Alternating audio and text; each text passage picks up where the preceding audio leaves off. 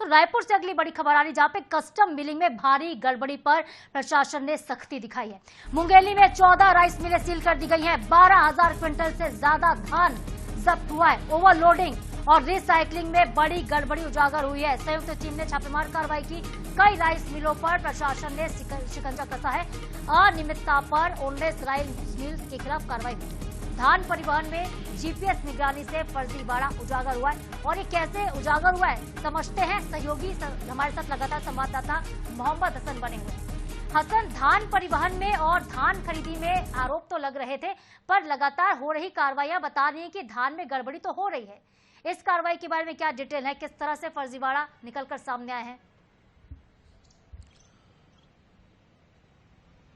बिल्कुल, देखिए, प्रदेश भर के अलग अलग जिलों में धान खरीदी जो है वो लगातार जारी है। अलग अलग धान खरीदी केंद्रों में जो किसान है वो अपना धान बेचने के लिए पहुंच रहे हैं, लेकिन इस दौरान शासन को कहीं ना कहीं शिकायतें मिली थी कि धान खरीदी में गड़बड़ियां की जा रही है, चाहे अवैध धान की बात हो या फिर धान खरीदी में जो रिसाइकलिंग की जाती है उसमें गड़बड़ी की शिकायतें मिली थी, जिसके बाद एक संयुक्त टीम का गठन किया गया था। ये टीम लगातार औचक निरीक्षण कर रही थी। अलग अलग जो जिले के धान खरीदी केंद्र है वहां पर छापेमार कार्रवाई की जा रही थी। अलग अलग राइस मिलर्स की टीम जा रही थी और इसी दौरान मुंगेली में हाल फिलहाल में अब एक ये बड़ी कार्रवाई निकल करके सामने आई है, जहां पर 14 राइस मिलों में 12,000 क्विंटल से अधिक धान को जो है वो जब्त किया गया है। लगभग 10 से ज्यादा टीमें जो है वो इस छापेमारी कार्रवाई में शामिल थी, जिन्होंने मुंगेली के 14 अलग अलग राइस मिलों में छापेमारी की। इसमें ओवरलोडिंग, रिसाइकलिंग में गड़बड़ी में के दौरान जो है वो शिकायत जो मिली थी उसमें टीम ने जो है वो शिकंजा कसा है।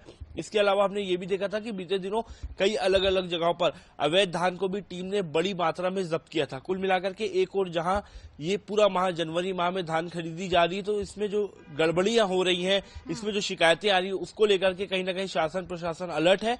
और यही नतीजा है कि अलग अलग जिलों में लगातार औचक निरीक्षण जो है वो टीमों के द्वारा किया जा रहा है, चाहे राइस मिल्स हो या फिर धान खरीदी केंद्र ही क्यों ना हो। बिल्कुल, इससे पहले हसन 31 कर्मचारी सस्पेंड हुए थे, 3 पर एफआईआर भी हो चुकी है और 1 की तो सेवा समाप्त की गई थी।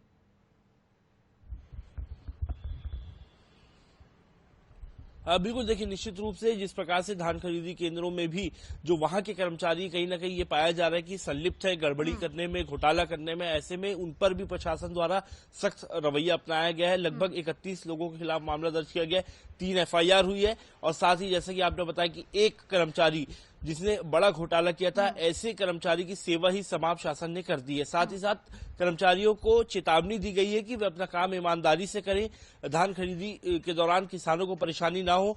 यदि कोई भी कर्मचारी किसी प्रकार का भ्रष्टाचार में लिप्त पाया जाता है तो उस पर सख्त कार्रवाई जो है वो शासन के द्वारा की जाएगी। बिल्कुल हसन, एक तरफ तो रिकॉर्ड बन रहा है धान खरीदी का, दूसरी तरफ लगातार अवैध तरीके से धान को खपाने की कोशिश भी की जा रही है। इसमें गड़बड़ियां देखने को मिली, जिस पर सरकार सख्त नजर आ रही है। बने रहिएगा हमारे साथ, कुछ और भी खबरें हैं जिस पर आगे आपसे हम अपडेट लेने वाले हैं।